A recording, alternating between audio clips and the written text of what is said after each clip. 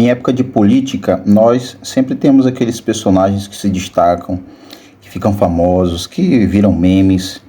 Mas dessa vez eu não quero falar dos candidatos. Hoje eu vou falar com vocês a respeito de um eleitor. E hoje nós vamos conversar sobre a profecia trazida pelo senhor Gleison Góes, o dono, pelo menos eu acredito ser, o dono do canal Fim dos Tempos. Ele que trouxe uma profecia que após o segundo turno foi comprovado ser falsa. Para esse vídeo eu quero trabalhar com base em 3 referências bíblicas, 1 Tessalonicenses, 1 João e também Deuteronômio, tá? Nós vamos ficar com 1 Tessalonicenses, capítulo 5, versículo 20 e 21. Nós vamos ficar também com 1 João, capítulo 4, versículo número 1, o primeiro versículo, e nós vamos ficar com Deuteronômio, capítulo 18, versículos 20 até o versículo 22. Então essas são as referências.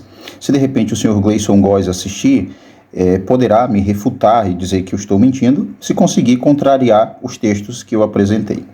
Esses textos basicamente trabalham o seguinte: 1 Tessalonicenses 5, versículo 20 a 21, fala que nós não devemos desprezar as profecias, mas examinar elas, e até reter ou guardar algo bom.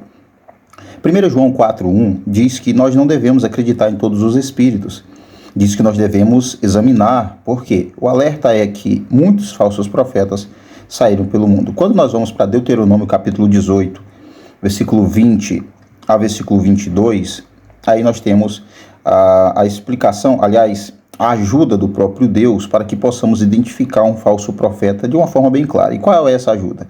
É dito o seguinte: quando uma pessoa ousar falar em nome de Deus algo e não acontecer, então é porque essa profecia não aconteceu, obviamente, porque essa pessoa é um falso profeta. Então, basicamente, a ideia do texto, o ensino do texto é que quando alguém diz que vai acontecer algo e ele está profetizando que vai acontecer alguma coisa, um evento, e este evento não acontece, ficou comprovado que essa pessoa, ela mentiu, ela passou uma falsa profecia, porque não foi Deus que revelou isso a ela. Então, esses textos nos ensinam a não sair acreditando em todas as profecias, sem antes examiná-las, e a comprovação final, máxima, de que uma profecia veio ou não de Deus, é o seu cumprimento ou não. Se disse que iria acontecer, era uma profecia, não aconteceu, então não foi Deus quem revelou e se trata de um falso profeta. Agora, eu vou pôr na tela o vídeo do senhor Gleison Góes, onde ele traz a profecia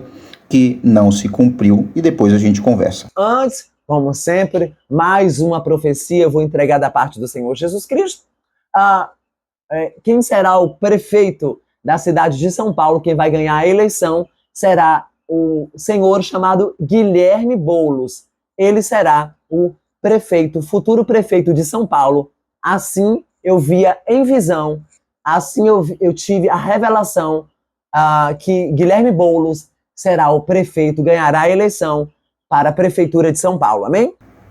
Então, vocês viram aí que ele profetizou que o Guilherme Boulos seria o prefeito de São Paulo. Quando alguém traz uma profecia, quando alguém afirma algo da maneira que ele afirmou como uma profecia, e ela não acontece, aí nós precisamos entender que se trata de um falso profeta. Preste atenção. Ou é um falso profeta, ou você tem antes 2 opções. Vamos lá. Deus é mentiroso e por isso passou uma falsa profecia? Ou Deus é fraco e a profecia de fato foi trazida por Deus, mas Deus, por ser fraco, teve o seu plano frustrado? Ou 3, se trata de uma falsa profecia trazida por um falso profeta.